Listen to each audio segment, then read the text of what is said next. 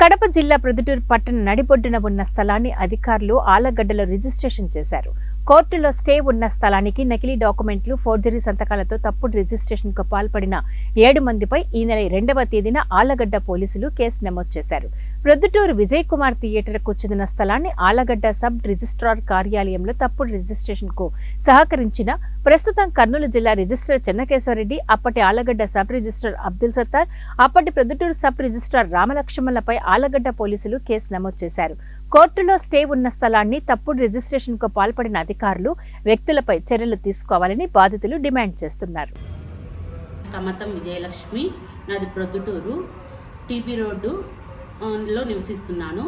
నేను ఈ విషయం ఏమనగా ప్రొద్దుటూరు విజయ్ కుమార్ హాల్ టీబీ రోడ్లో మెయిన్ రోడ్లో ఉండే హాల్ గురించి మాట్లాడుతున్నాను. 91 సెంటు స్థలం గురించి. స్థలంలో కోర్టుకు మేము వెళ్ళాము. ఎందుకనగా మా వి సుబ్బారెడ్డి అనే అతను మా తండ్రి గారికి సారెడ్డి నాగిరెడ్డి గారికి వీలునామా రాశారు. ఆయన జీవించి ఉన్నంతకాలం ఆయన అనుభవించుకొని తర్వాత మా ముగ్గురు పిల్లలైన నాగేశ్వరరెడ్డి, చెన్నకేశ్వరరెడ్డి, విజయలక్ష్మి అని నేను సమభాగాలతో హక్కు కలిగి తీసుకోవాల్సిందిగా వీలునామా రాశారు. వీలునామా రాయగా అది మాకు సంక్రమించింది. ఆ వీలునామా ప్రకారం మాకు సంక్రమించగా వి సుబ్బారెడ్డి బంధువులైన నరోత్తం రెడ్డి వాళ్ళ బంధువులు కలిసి మాపై కక్ష కట్టి ఆ స్థలం మాకు ఇవ్వకుండా వేధిస్తున్నారు. దానిపై నేను 2 సెంట్లు రిజిస్టర్ చేశాను. నా కూతురుకి అయింది. అది తెలిసి వాళ్ళు అడ్డుపడ్డారు.